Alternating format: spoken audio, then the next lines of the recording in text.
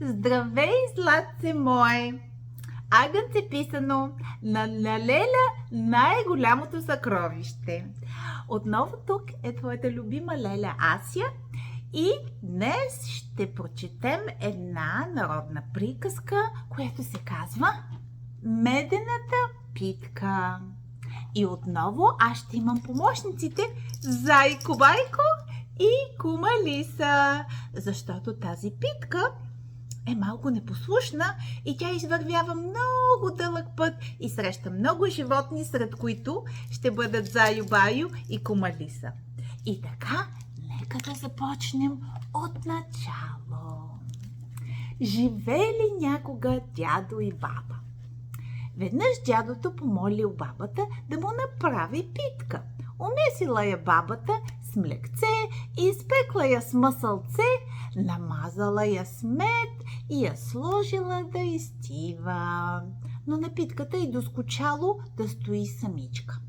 Скочила тя от масата на пода и се търкулнала към вратата. Прескочила прага, оттам по стъпалата скок-подскок и в двора. Търкунала се през двора чак до външната портичка и оттам по пътя все по-далеч. И така, нека да видим баба, дядо и питката. Даже и тук, виж, има един котарак, който се облизва доста смело. Точи си зъбките да си хапва питка, обаче тя е избягала.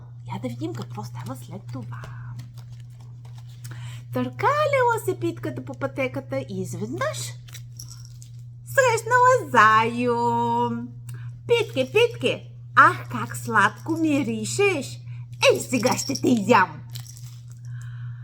Не ме изяждай, Зайо Байо, ще ти изпея песничка, казала питката и запяла. Аз съм питка медена, с млекце замесена, с масълце изпечена, за дядо наречена. От дядо избягах, от баба избягах и от тебе, Зайо, лесно ще избягам.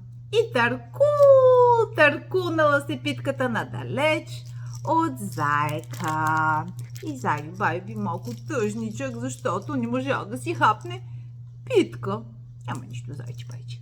Аз ще ти дам морковче после.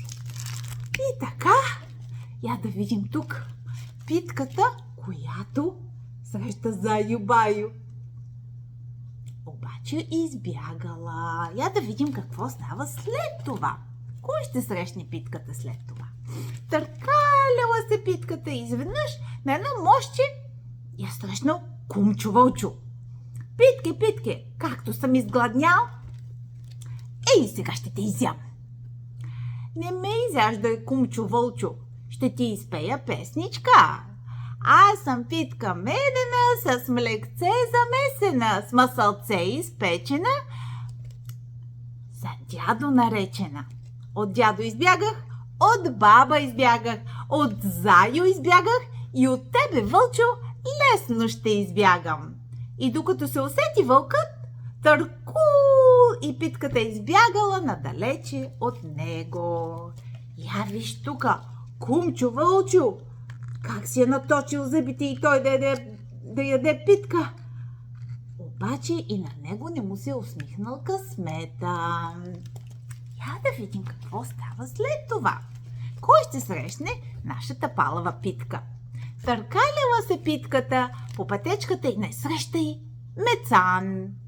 Питке, питке, каквато си препечена, ей, сега ще те изям. Как ще ми ядеш, Мецане? Аз съм питка медена, с млекце замесена, с масълце изпечена, за дядо наречена. От Зайо избягах, от баба избягах, от Вълчо избягах и от теб лесно ще избягам. И пак и Мецан не успял даже да я помирише. Вау, я виж колко изглежда щастлив Мецан, че е срещнал питката, а тя дори има пеперутка на нослето и е много щастлива. Търкаля се из полята. Хайде да видим кой ще срещне след това. Търкаляла се питката по пътечката и не щеш ли? Насреща й кума Лиса!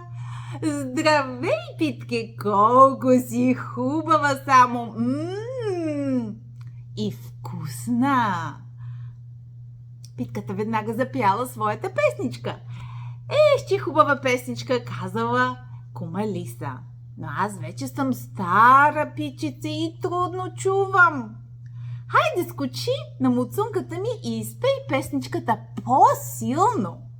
Питката я послушала, скочила на муцунката й и запяла. Благодаря ти, сладка Питке, прекрасна песничка.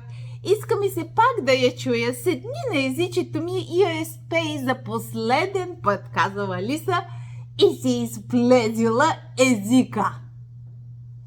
Глупавата Питка седнала на езика, а Лиса и я изяла.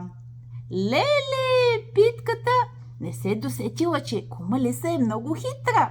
И по този начин кума Лиса си хапнала Питката. Я да видим тук как е успяла кума Лиса. Я виж колко е хитра и как успя да заблуди Питката. Дори има един охлюбохлю тук, който се чуди какво става, как успя да се случи това. Но кума Лиса се оказа най-умната и има сито коремче, защото си хапна цялата питка. И така, за днес от мен, твоята леля Ася, от Зайо Байо и от кума Лиса с сито коремче, обичаме те и до нови срещи! Целувки! Муа-муа-муа!